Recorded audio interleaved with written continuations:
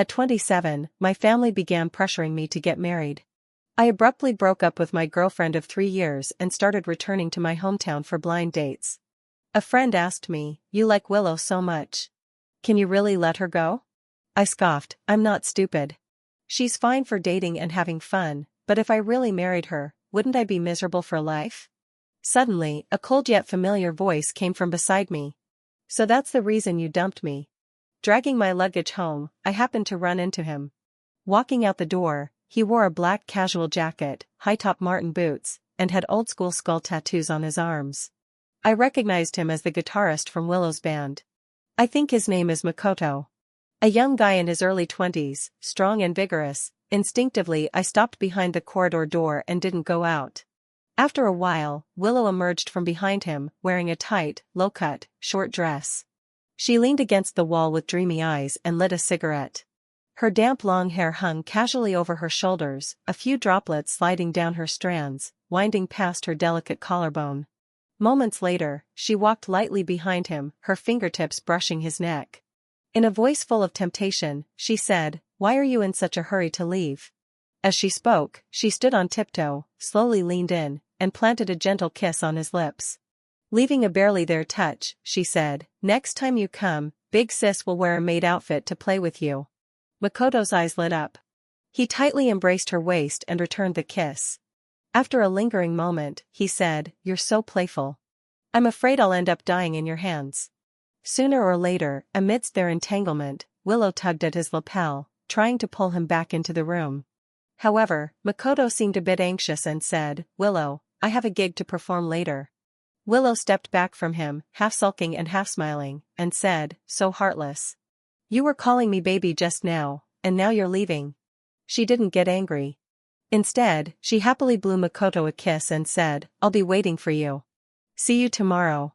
After he left, I walked out from behind the corridor door. Willow seemed to expect me to return. Suddenly, she was stunned for a moment, but her expression quickly returned to normal. "Why didn't you tell me you were coming back?" I looked at her for a moment and replied, "It's too late. I was afraid calling would disturb your rest."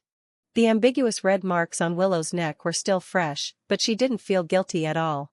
She took my arm and led me inside. "George, I'm so hungry. Make me something to eat."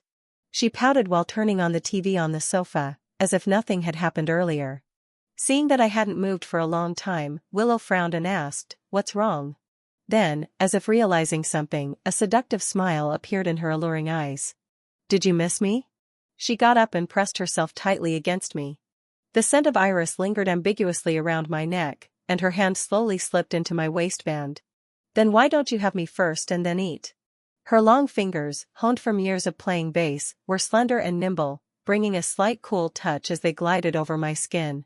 I closed my eyes and wearily pushed her away. I did enjoy Willow's body when I pursued her, mainly because of her stunning looks. But perhaps because I had just finished a long flight, or maybe because of that man earlier, I only felt exhausted now, with no mood at all. Willow was rarely rejected by me.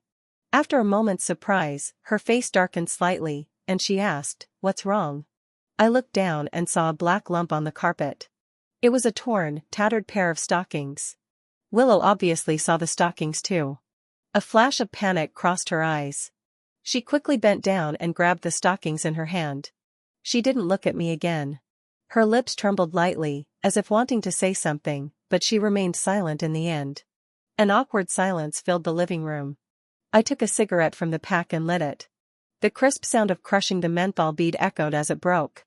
She whispered, "His lease expired and he had nowhere to stay, so I let him stay here for a night. There's nothing between us." I looked at Willow. Our gazes met but were obscured by the white smoke. We couldn't see each other's expressions, but we both knew how lame that excuse was. This wasn't the first time Willow had cheated. She was probably naturally flirtatious. She was like this when I first met her. Back then, a few of my dorm buddies were crazy about rock music and insisted on taking me to see a well-known rock band's performance. They said the band's female bassist was an absolute stunner, and it wasn't easy to get tickets. I had never been interested in rock music and was always unenthusiastic until Willow took the stage. She wore a tight leather dress with black garter stockings faintly visible at her thighs, the laces winding around her soft skin, slightly bulging, full of tension.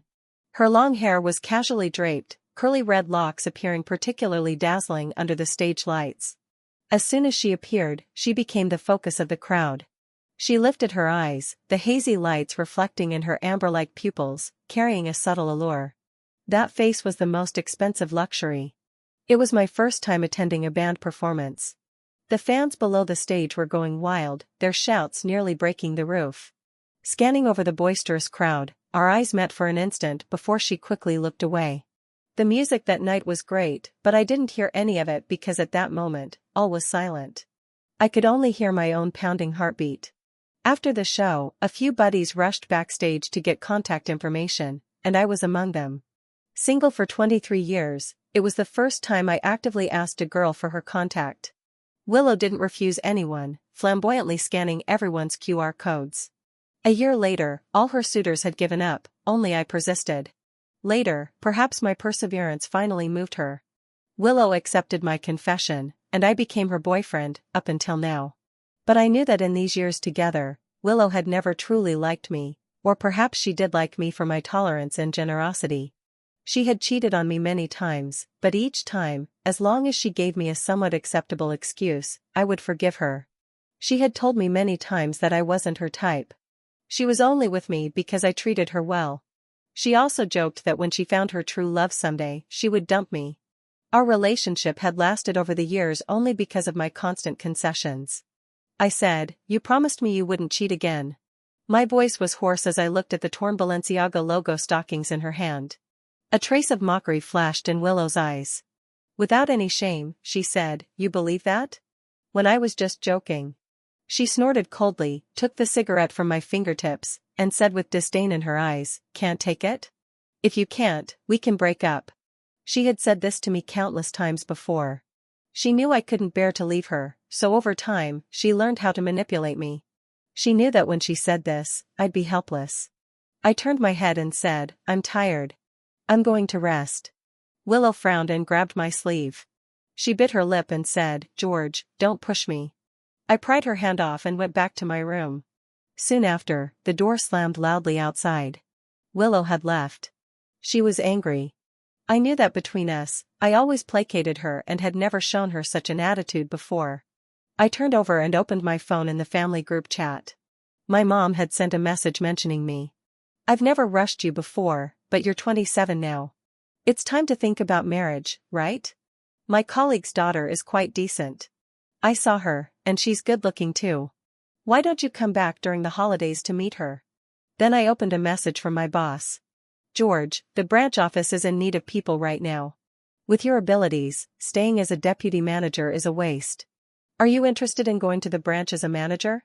It will be tough to start building business initially, but it's up to you." My mom wanted me to go home for a blind date.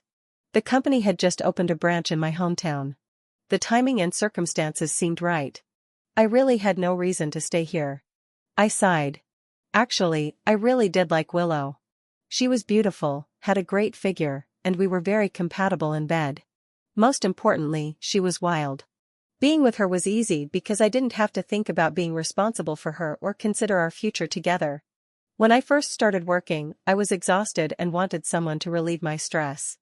But I was just average looking and couldn't find anyone suitable until I met Willow. She spent her best years with me, easing a lot of my stress with her body while I was working tirelessly for my career. Although her relationships with men were ambiguous, she was careful in this aspect. Before being with her, I heard that any man she dated had to show a health certificate from within the past 3 days. I always took precautions, so I wasn't worried about diseases. It would be hard to find another woman as perfect for me as her in the future. But there's nothing I can do. Dating is one thing, settling down in marriage is another.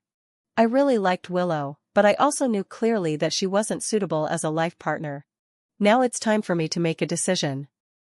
Willow didn't come back all night. In the following days, she didn't appear before me. She ignored all my messages and calls. When I tried again, I received only a red exclamation mark. She had blocked me. This had happened a few times before. Willow was a master of the silent treatment. Each time, I'd have to humble myself and coax her for a long time before she'd show me a kind face. But this time I was busy handing over my work and had no time to appease her. That evening, as I was booking a flight back to my hometown, my phone suddenly rang. It was one of Willow's friends. The other end was noisy, with men and women laughing and joking incessantly, and the music blaring through the phone was overwhelming. They said, "George, Willow is drunk. Can you come pick her up?" Willow loved going to nightclubs and bars. Her family was wealthy. The band was her hobby, not a means to earn a living. But even during holidays, she rarely went home. When I asked her why, she said there were too many rules at home. She preferred this kind of unrestrained life. Anyway, her grandfather doted on her and sent her money regularly. She wanted to spend more time doing what she loved, so Willow lacked any career ambition. In this aspect, we had nothing in common. Every time I told her about securing a project or getting a promotion at work, she always seemed uninterested. She once scoffed, saying, "What's the point of working yourself to death for that little monthly pay?" It wasn't even enough to buy her a bag. I knew that fundamentally, we were not the same kind of people. Apart from physical compatibility, we had no common topics. I didn't care about her soul. I just liked her body. She ignored my inner world, merely accustomed to my tolerance. Perhaps it's for the best this way. When we part, neither of us will be hurt.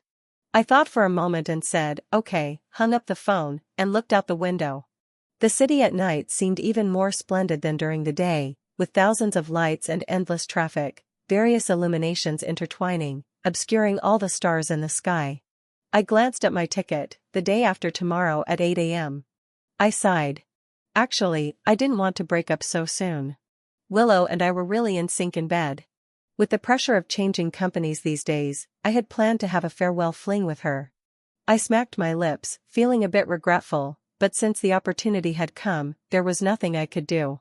When I arrived at the bar, Willow was drinking merrily with her bandmates, men and women of all kinds, all sharing the common trait of dressing in a bohemian and fashionable style.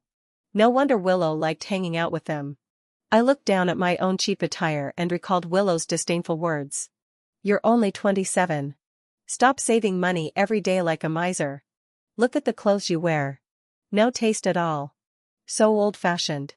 Living like this is really meaningless. You should go out and see the world more. Try new things. Look at the handsome guys in our band. Which one doesn't have tattoos? I asked you to tattoo my name, and it's like I'm asking for your life. When we're out, don't stay too close to me. I'm embarrassed to say you're my boyfriend." Snapping back to reality, I said nothing, standing outside the crowd, locking eyes with Willow. She acted as if she didn't see me and quickly looked away. Willow's face was flushed. Her whole body was pressed tightly against Makoto. In a sticky voice, she said, "Naughty boy, have another drink." Makoto, on the other hand, seemed a bit reserved, smiling somewhat awkwardly. The next moment, Willow raised her eyebrows, looking stunning yet devoid of warmth. "Drinking like this is no fun. Why don't you feed me, HM?" Makoto asked. "How should I feed you?" Willow didn't speak, just looked up at him. Half a second later, Makoto understood. A hint of excitement flashed in his eyes. He tilted his head back and downed the caramel-colored whiskey in his glass. Then he hooked Willow's chin and kissed her fiercely. The two kissed passionately, seemingly venting their desires fully. Willow tilted her head back to receive him, her eyes gradually moistening from lack of oxygen. Liquor spilled from the corners of their mouths, reflecting a dreamy hue under the lights. Only after a long time did they part, a long string of silver connecting them. The atmosphere around us exploded instantly. Everyone was screaming and cheering. I knew she was doing it on purpose. She wanted to punish me for giving her the cold shoulder that day and not coaxing her afterward. It wasn't until I walked up to Willow that everyone noticed me and gradually quieted down. Willow looked up and asked blandly, "What are you doing here?"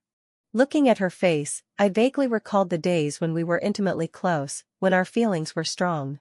We had spoken of love. Does it hurt? Maybe a little, but how much does it hurt? Not much, really. After all, I always knew Willow was like this, fickle, endlessly pursuing excitement, selfish, probably spoiled since childhood, always self-centered, never considering others' feelings. I said deliberately, word by word, "Willow, you've gone too far." Willow looked up at me. Clearly, she was sitting, and I was standing, yet I felt as if she were looking down on me. She still had that indifferent expression with a mocking smile. Too far? If it's too much for you, you can break up. No one's stopping you. I said nothing, just looked at her. I couldn't count how many times she'd threatened me with breaking up, 50 times or 100 times. Some friends nearby also felt she had gone too far.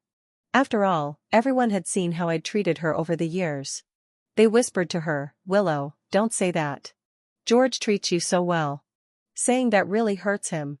In fact, I was indeed hurt. My eyes moistened, and I closed them in sorrow. After all, if you're going to act, you have to go all the way. After much effort, when that tear finally fell to the ground, I clearly saw Willow's expression change. Her fingers tightened around her wine glass, but she still didn't speak, just looked at me coldly.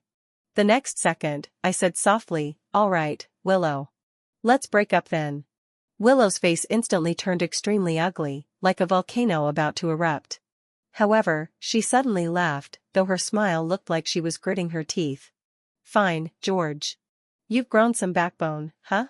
All right, but I never go back to old flames. Just don't come begging me like a lapdog when the time comes, okay?" I nodded painfully, then turned and left, not looking back at her. That night, Willow didn't come home. I deleted all her contact information and anything related to her overnight and packed my luggage early. The next morning, I boarded the earliest flight back to my hometown. As the plane soared above the clouds, I pulled out my SIM card and threw it into the waste bag. I didn't contact Willow again. After posting a few late-night emo statuses on social media to craft the image of a wounded soul, I decisively put her out of my mind. Life back in my hometown was routine. I quickly adapted to the new company's operations and met the woman my parents had arranged for me. The girl sitting across from me was only 25, but her makeup was so thick it looked like plaster. As soon as she sat down, she started chattering incessantly. "I think the most important thing for a man is to earn money to support his family. My ex-boyfriend said that when a man earns money, he should spend it on his woman. After marriage, the salary card must be handed over because men will turn bad when they have money. My ex-boyfriend said he was willing to pay a dowry of 880,000 yuan to marry me and add my name to the house deed. After all, as a woman marrying into his family, I need a little security. He also said that men who talk about gender equality are all chauvinists because reality is inherently unequal. Women have to bear children, and men can't give birth. For women." I listened to her babbling, smiling as I held my coffee cup, thinking I must hold back and not lower myself to her level. So I nodded and asked, "Then why didn't you marry your ex-boyfriend?" She was left speechless, stammering, "Because my ex-boyfriend said our personalities weren't compatible." Maintaining my smile, I said, "Miss Xu, I think your ex-boyfriend was wrong. After marriage, not only should the salary card be handed over, but the beneficiary of any insurance should be the woman. I believe that if I'm willing to marry someone, I should give as much dowry as I can afford, and the house should be directly registered under the woman's name. Would that satisfy you, Miss Xu?" "Really, Mr. George?" I stood up, sighed, and said, "Unfortunately, Miss Xu, I think our personalities might not be very compatible. Let's not continue this then." I turned and left. Having been back home for so many days, my mother had introduced me to quite a few potential matches. Some of whom were actually quite decent. However, having once seen the vast ocean, it's hard to appreciate mere puddles. After a failed relationship, I wasn't interested in anyone. This state continued until a work meeting. Everyone arrived early, silently gathering around the conference table. The atmosphere was solemn. I quietly asked the deputy manager next to me, "What's going on? Did something happen at the company?" He leaned over and whispered, "The old chairman's daughter is coming. I heard she's here to get some experience. If she passes the test, she'll skip over her brother and take over the entire group. Also, don't underestimate her because she's a woman. This lady is decisive and bold in her actions. A Harvard graduate, after graduation, she started her own finance company and made 3 million overnight. Be careful. Women like her aren't easy to deal with. Watch what you say to her." Before long, a woman wearing a black strapless mermaid dress walked into the office. The dress hugged her curves, accentuating her figure. She casually wore a women's black blazer over it. As she entered, someone behind her took her coat. The crisp sound of her high heels clicking on the floor ceased. I looked up, and not just me, everyone's gaze was instantly captured by her.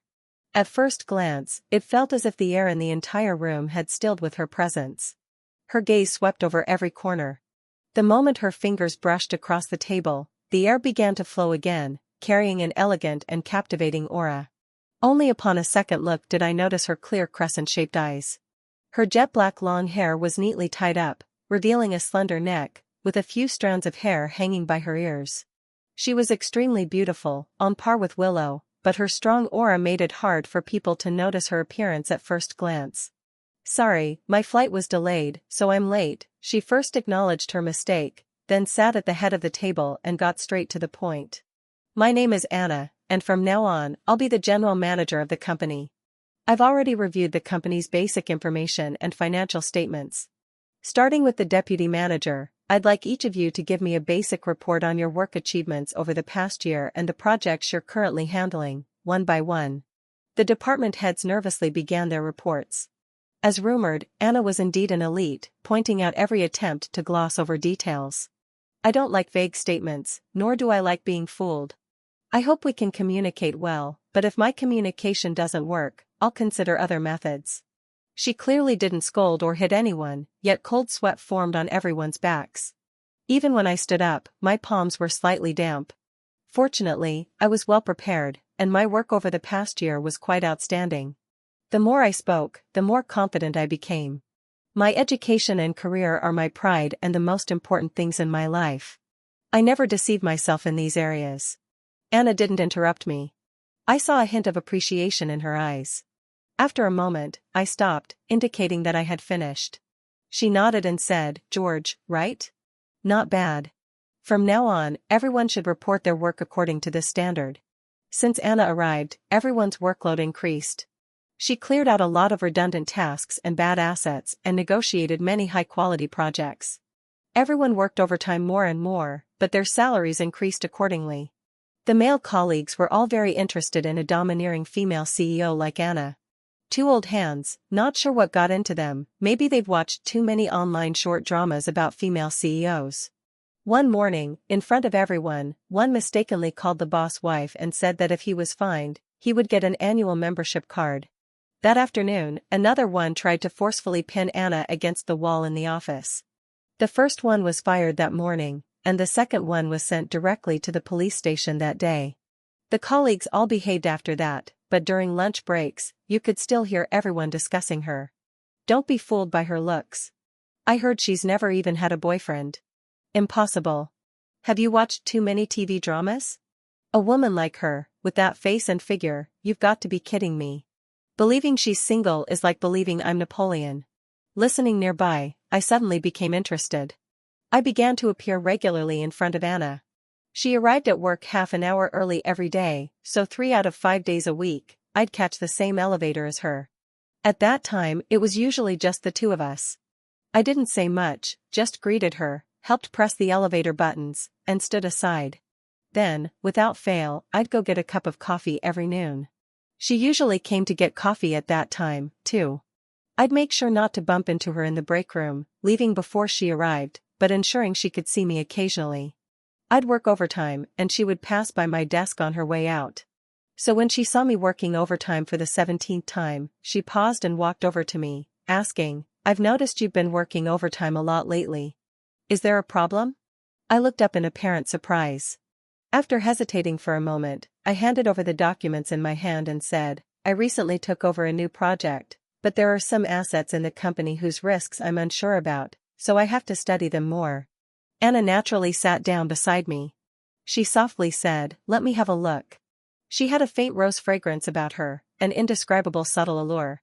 She nodded and said, "I think this project is feasible. Look at their 2023 financial statements. Their financial situation isn't bad." She spoke earnestly. I nodded attentively, occasionally raising some highly technical questions. Looking at her pensive profile, I couldn't help but curl my lips slightly. Later, she pointed to the little orange cat in my hand and curiously asked, "What's this?" I squeezed it while handing it over and said, "It's a stress ball. When I'm stressed or can't figure things out, I squeeze it to relieve pressure. Would you like to try it, Anna?" She gently took it, carefully squeezed it twice, her almond-shaped eyes sparkling.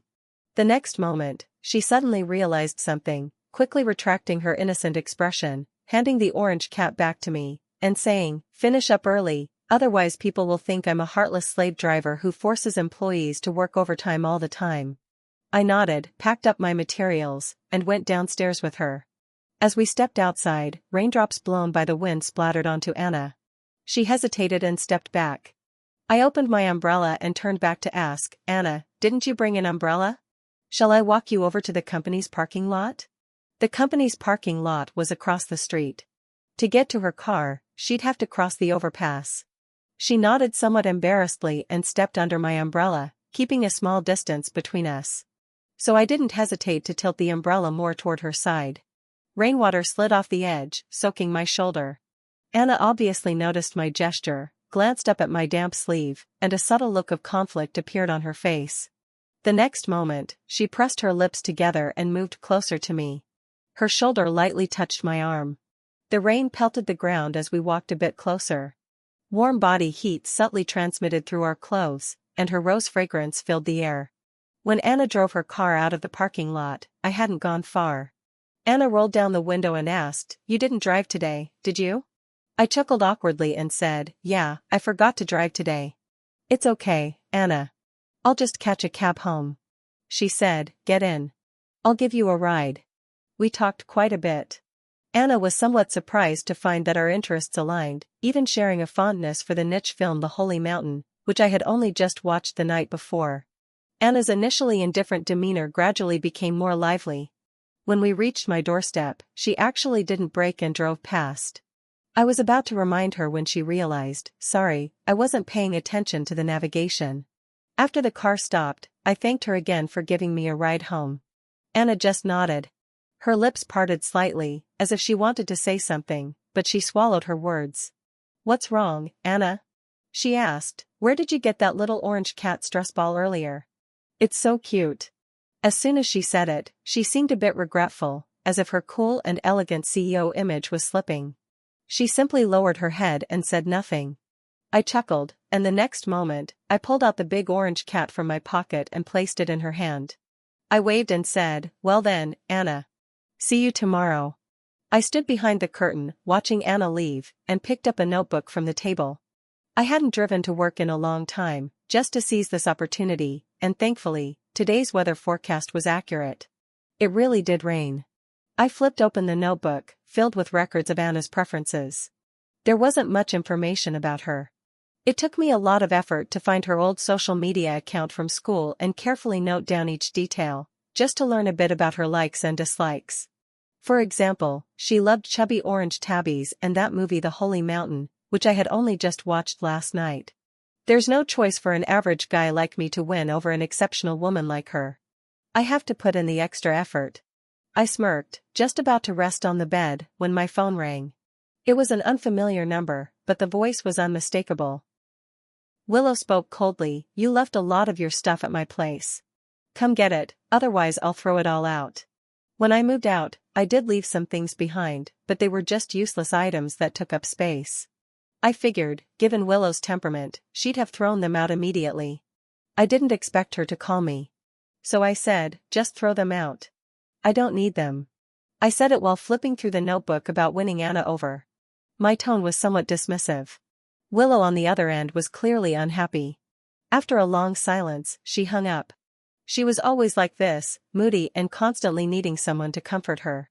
But now I no longer had any obligation to do so. After blocking her number, I put the whole thing out of my mind. Since I spent time with Anna yesterday, I couldn't use the same approach again today. I rarely left work early, but today I went to a bar with a friend for a few drinks. After a few rounds, we were both a bit tipsy. My friend squinted at me and asked, "You used to be so into Willow, and now you've suddenly broken up. Are you really over it?" When I was with Willow, my friends often scolded me, thinking I was too much of a pushover and had no self-respect. But I never thought much of it. If I was with Willow for her body, then I had to give something in return. Besides, being a pushover or not was my decision. How does that make me weak? I put down my glass and said, "She was only good for a fling. I'm not stupid. I wasn't going to marry her and be miserable for the rest of my life." My friend gave me a thumbs up. damn, you've got the right mindset. You're right. You had her at her best, and now you're above it all. The next second, he stopped talking.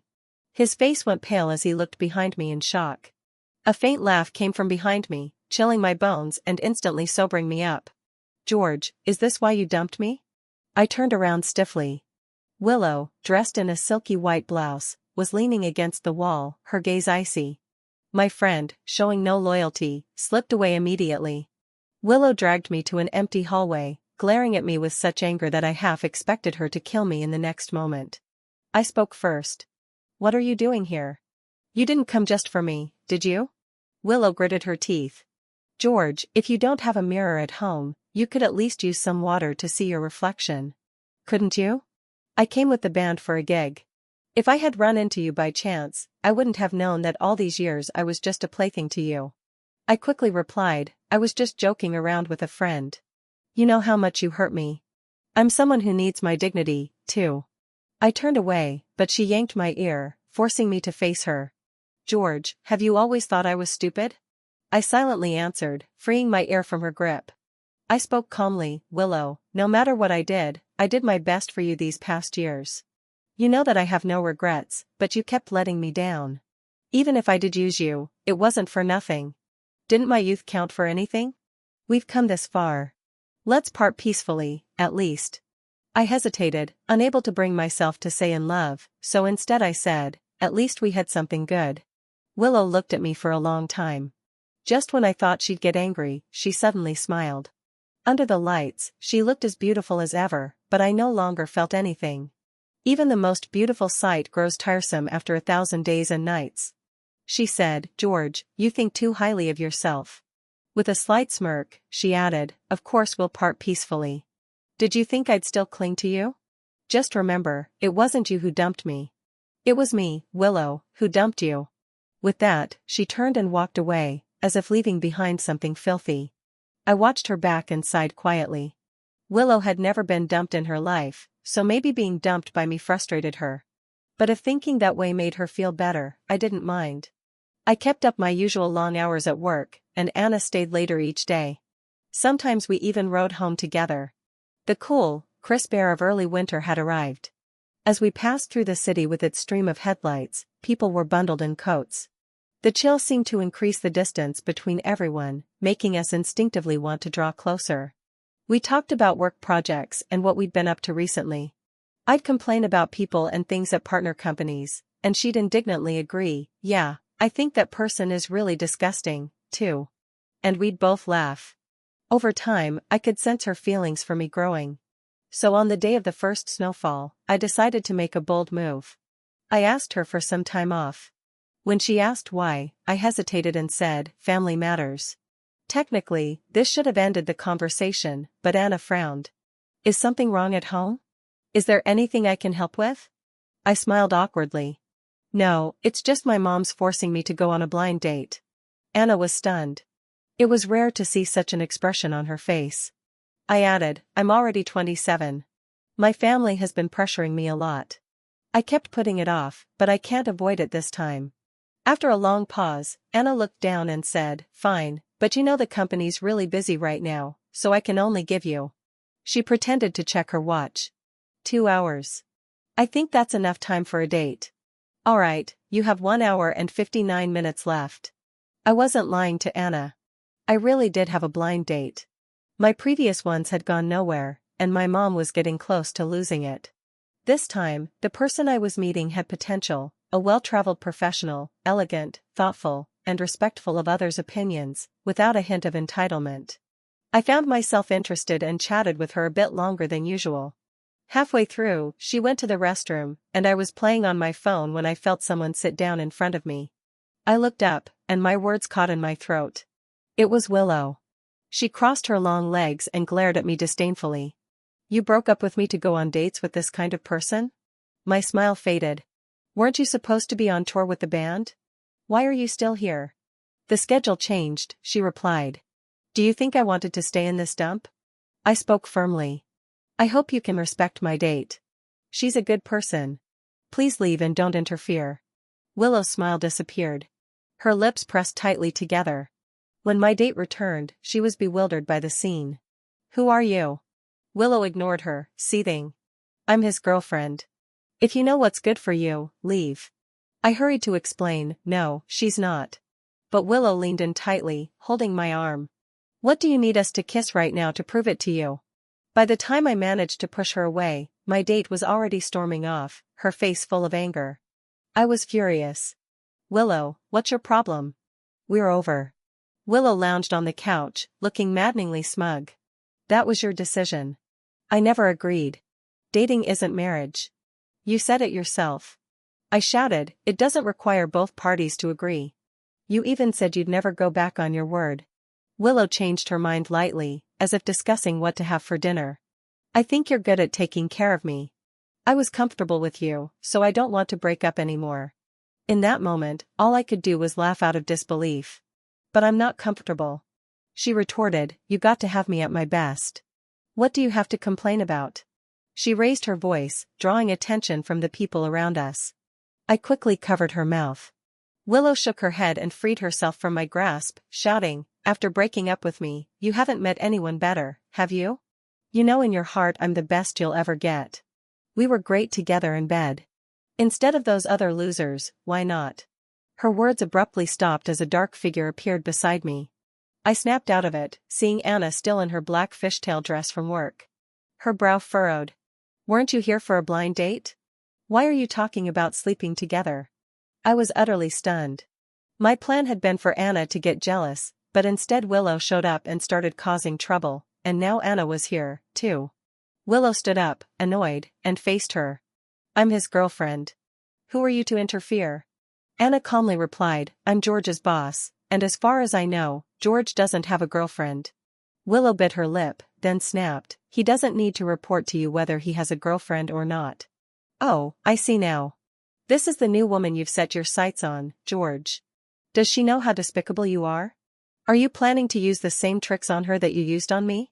Even though I was usually calm, this pushed me to the edge. Just as I was about to retort, Anna spoke first. "Oh, so you're the dumpy. Since George broke up with you, it means he doesn't like you anymore.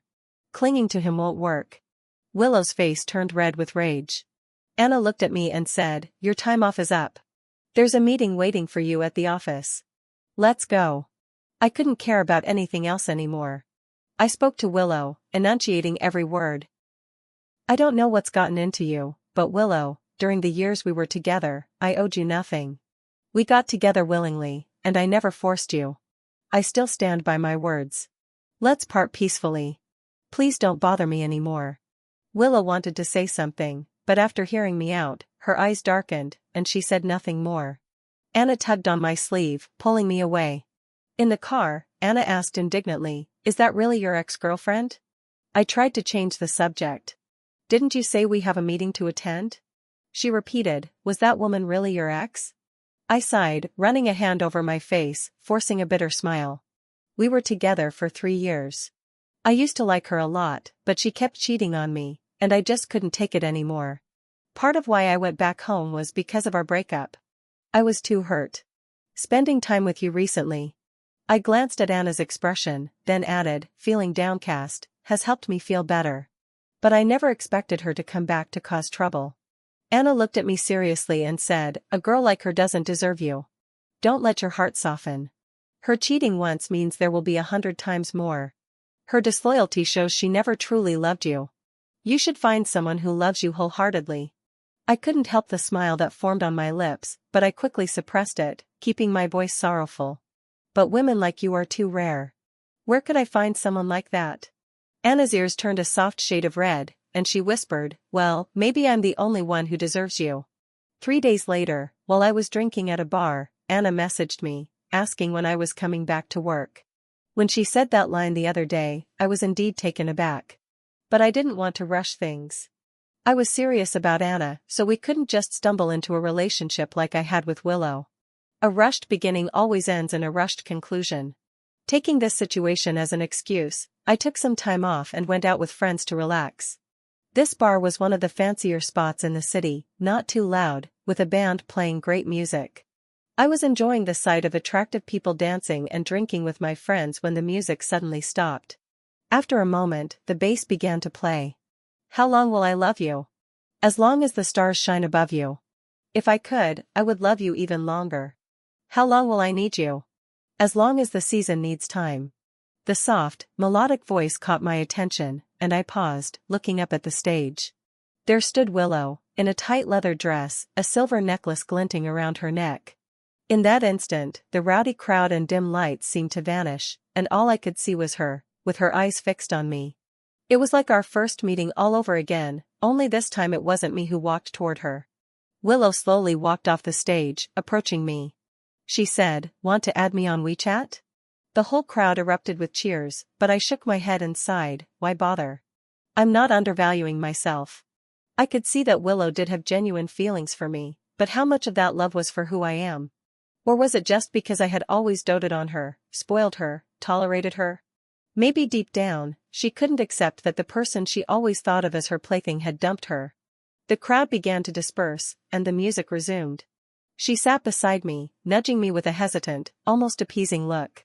I thought about what you said the other day, and you were right. In all the years we were together, you never wronged me. You gave so much, and I kept hurting you. It was only right for you to leave me. Her expression was conflicted. She seemed reluctant to speak but went on anyway. Her voice was shaky and uncertain. If I change, if I start caring about you, if I stop doing anything out of line with others, could we? Her earlier vow about never going back flushed her face bright red as she quickly looked down and said, "Could we get back together? I'm sorry for everything. It was all my fault." I looked at Willow in surprise. I almost thought she had been possessed by someone else. The proud, confident Willow apologizing and asking to reconcile with me. I knew this wasn't her style. Someone must have put her up to this. I asked, "Who told you to do this?"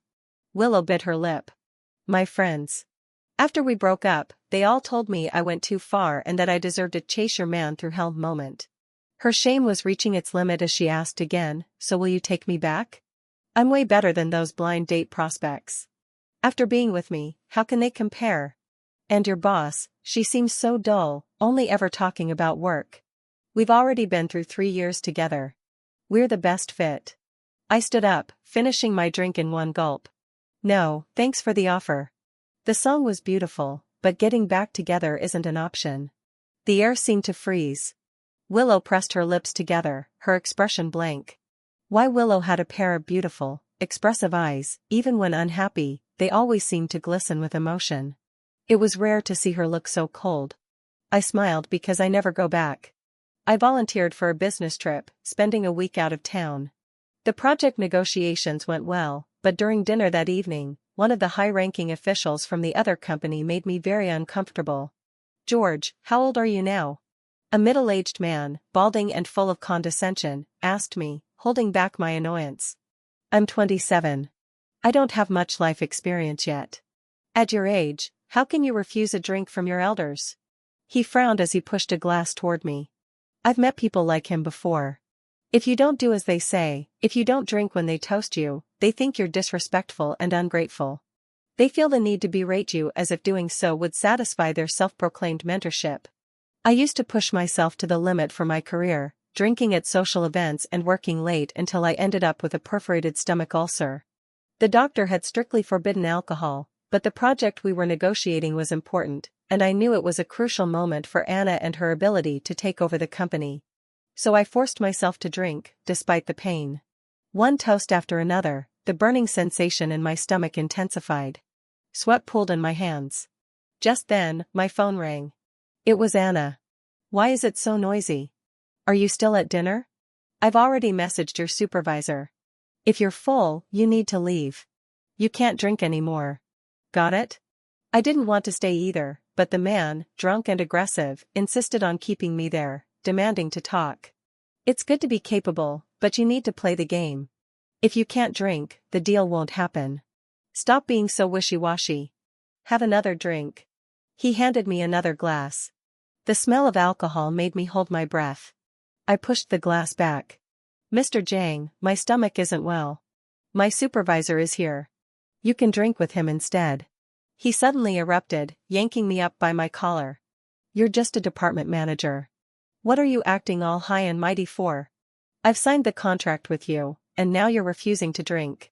Do you think I'm not important enough for you? You bastard. He grabbed my collar and picked up a full bottle, trying to force it on me. My stomach was already in pain, and thankfully, several colleagues intervened, pinning him to his seat. My heart was pounding as I watched him curse at me from his chair. Between the physical and psychological strain, I couldn't hold back anymore. I vomited everything I'd eaten, spilling all over him. The noise I made sounded almost like I was turning into a zombie. Mr. Jang sat there dumbfounded, with food still hanging off him. My colleagues were stunned, too, backing away. The deputy manager frantically gestured at me, and I realized my phone call was still active. Damn it. Anna probably heard the whole thing from my massive, disgusting wretch onward. I sighed, barely able to stand. I stumbled out, anxiously picking up my phone again. Silence greeted me. Anna wasn't there. There wasn't a single response. Back at the hotel, I was vomiting again, throwing up until the world spun, until all I had left was the sour bile.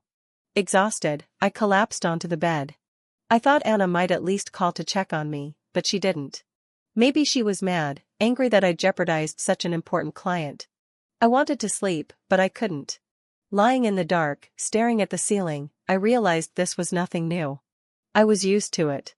I never had family support. I went to college with a student loan, scraping by with part-time jobs just to afford living expenses. I delivered food, ran errands. No matter how unreasonable the customers were, I had to endure it. Still, things were better now. At least the money was real. Time ticked by, and there was no word from Anna. I turned over, bitterly smiling. What more was there to understand after this mess? She was probably furious and promising the client to fire me. It's only fools who deceive themselves into thinking someone still cares about them when all the signs say otherwise, and I wasn't about to be that fool. Suddenly, my mother came to mind. Since the day I was born, I'd rarely seen my father. He seemed to embody every human flaw. He gambled, drifted from place to place, constantly cheated, and whenever he came home, it was only to ask for money. If my mom refused, he'd beat her and sometimes me, too. I started begging my mom for a divorce as soon as I was old enough to understand.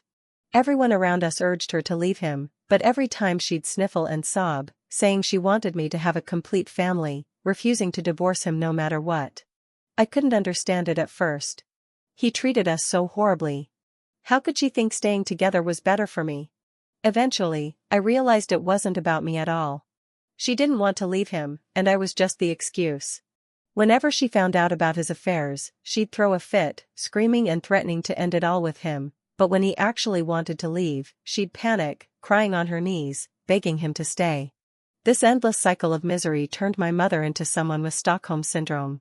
She hated my father but couldn't live without him, and I grew up amidst that constant tug of war. From an early age, I knew I had to rely on myself, fight tooth and nail to take control of my destiny, in my career, in my relationships. I wouldn't get back with Willow. People don't change their true nature, no matter what promises they make. A plaything gains nothing in the end. I wasn't about to repeat my mother's tragedy. But did I really like Anna? I didn't even know. Maybe I just liked how attractive she was, how much simpler she seemed compared to Willow. I was willing to go all out to win her over, but I knew such feelings were superficial. For the first time, I felt truly lost. Was this really what I wanted? A knock on the door pulled me out of my thoughts. Stumbling out of bed, I opened the door. Anna stood there, clearly exhausted from hours on the road. Her face was pale, her expression worn. But the moment she saw me, all her pent-up emotions seemed to explode. Concern replaced by anger, Anna clenched her dress tightly, biting her lip. You know you can't drink, so why try to act tough? Drinking so much, do you not care if you live or die? Do you know I thought? I cut her off. But this deal is important for you. I didn't want to let you down at such a crucial time. What about you? Don't you matter to me? If it costs me you, I don't want it. The intensity of her emotions made her voice tremble. Realizing she might have said too much, she sniffled, trying to regain her composure. Her tone shifted back to the usual aloofness. I've told the company to cancel the partnership. You'll never have to see that guy again, and he'll be blacklisted in the industry. She looked down, avoiding my gaze, continuing, it's still 3 hours until dawn. Tomorrow's activities are cancelled. You can sleep in. I'll be next door. If you need anything, just come over. With that, she turned to leave, as if she'd traveled all this way just to say those few words. If I didn't act now, I'd be an idiot. So as she turned away, I reached out, pulling her into my arms, holding her shoulders as I leaned down. A faint scent of roses mingled as our lips met in a cool, gentle kiss. I smiled at Anna's flustered expression and asked, "Anna, will you be my girlfriend?" Being with Anna felt completely different from being with Willow. She wasn't a clingy girlfriend, but she was always by my side when I faced difficulties, refusing to leave no matter how much I tried to convince her. She never said she missed me, but no matter how late I came home, I always found her waiting for me. The longer we spent together, the more I realized that beneath her icy exterior was a hidden warmth. I felt an unprecedented happiness but also a deep fear. It was like standing on the edge of a cliff, solid ground beneath my feet, but a deep abyss behind me. I was afraid Anna would discover my true self, that everything I did for her was just a carefully constructed facade. I was scared she would be disgusted by the real me. After several snowfalls, the temperature plummeted. Feeling guilty, I wanted to make it up to Anna by working harder, pushing myself until I finally fell ill. After taking leave from work, I stayed home alone. Anna and I didn't live together. Distance helped make the illusion seem real. In the midst of a fevered haze, I thought I heard the doorbell ring. I assumed it was a dream, but after several more rings, I forced my eyes open. When I opened the door, I saw Anna standing there. She was holding a thermal container in one hand and a bag of medicine in the other. Snowflakes dusted her black coat, and her long lashes were damp, tangled together with moisture. "You got sick and didn't tell me," she said. She walked to the dining table, setting down the container. "I made some porridge. I don't know if you like it." Before I could react, she stepped closer, standing on tiptoe to touch my forehead, then frowned slightly. She sat on the sofa, taking out the medicine, muttering in exasperation, "Why do you always do this? You always tough it out, refusing to take medicine when you're sick. Is it a cold or the flu?" "It's nothing serious, probably just a cold." Anna took out a box of medicine, carefully reading the instructions. I stared at her, remembering the first time I met her. She had the same focused expression while reviewing a report I had submitted. We had once been so far apart. She was aloof and elegant, and I was just an ordinary employee sitting far away from her, with so many people between us. And now here she was, right in front of me, frowning in concern over a tiny instruction leaflet.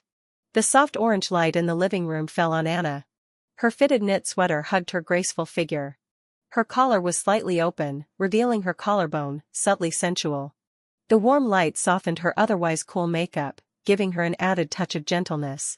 Suddenly, I felt my heart skip a beat. The echo ricocheted in my head. I thought, "I'm done for." I walked over and pulled her into my arms.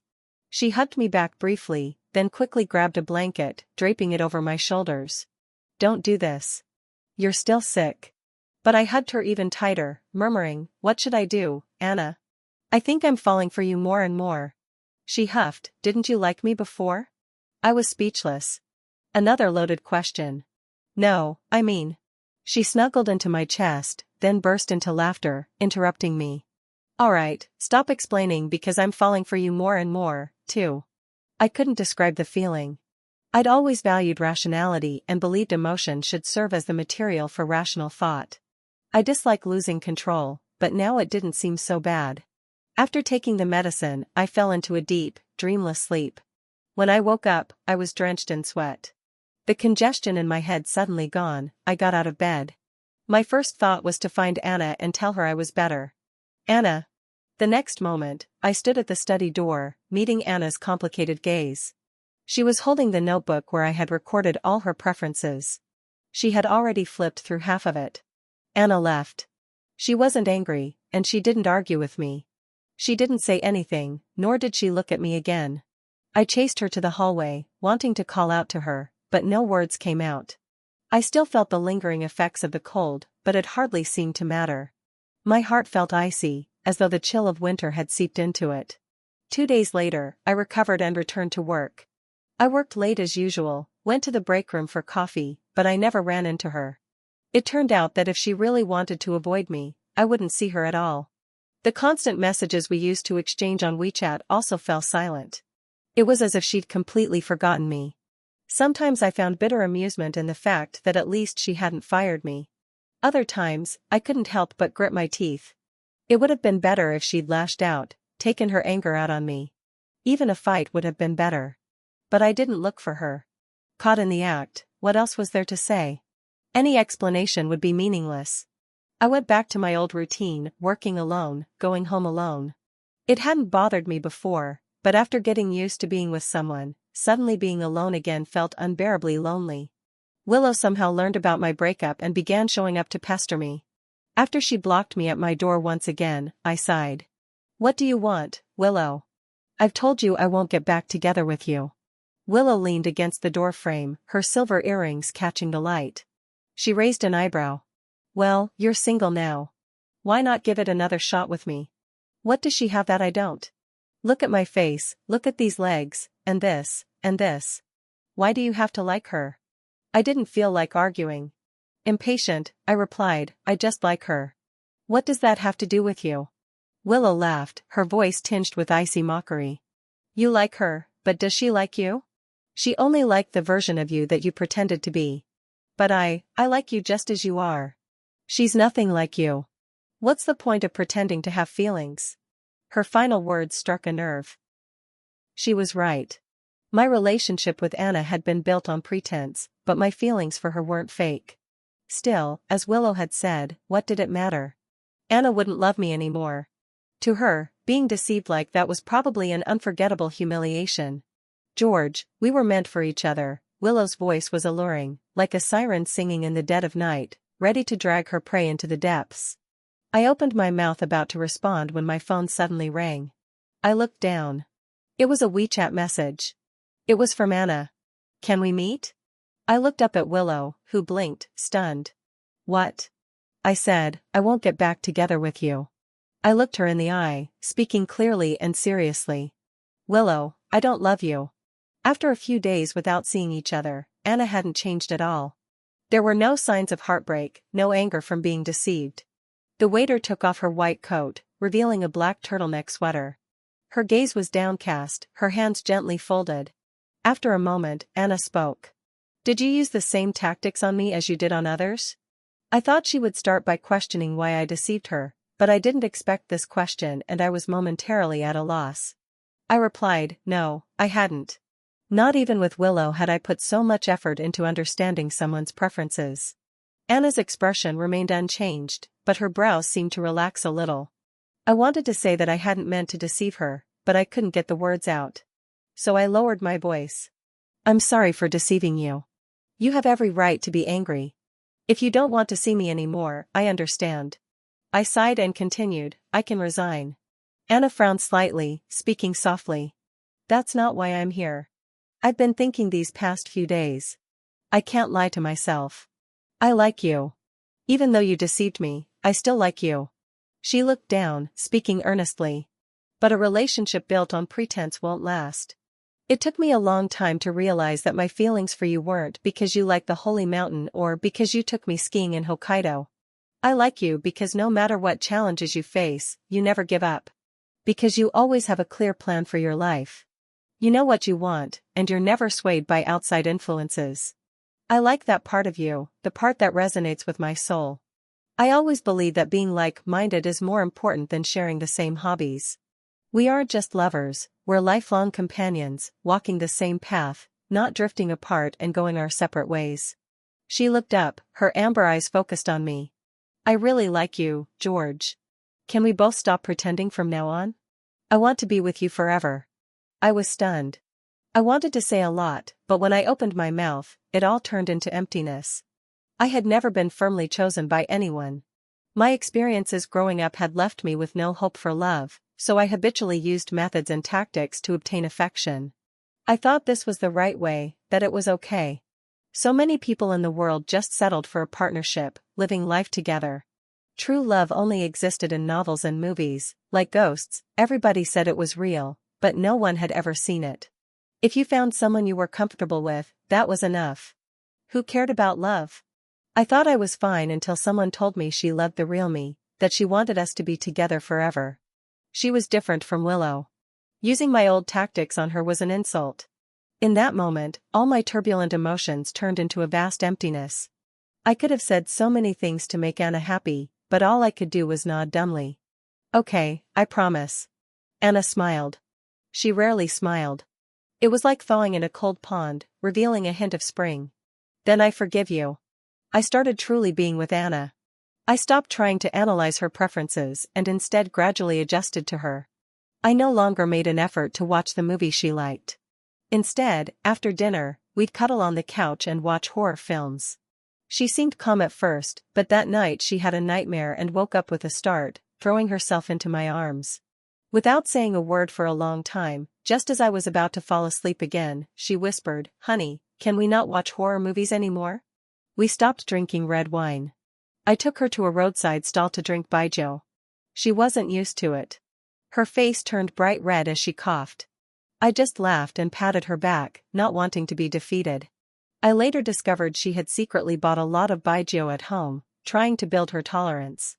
Willow left and didn't bother me anymore. I heard she'd removed her tattoos, dyed her hair back to black, and returned home to be a good girl. In early March, Anna accepted my proposal. Somehow, Willow found out about the engagement and insisted on meeting with me. After discussing it with Anna, I arranged to meet Willow halfway up a hill overlooking the sea. Waves crashed against the rocks below, and seagulls circled in the sky. Willow wore a white dress, leaning against the railing. She handed me a hot drink and took a sip herself, trying to sound casual. "How long have you two even been together before getting engaged?" I smiled. "When you're with the right person, you don't need to wait long." She scoffed but then fell silent, looking out at the ocean. After a long time, she spoke. "George, what about me? You played with me, got tired of me, and tossed me aside.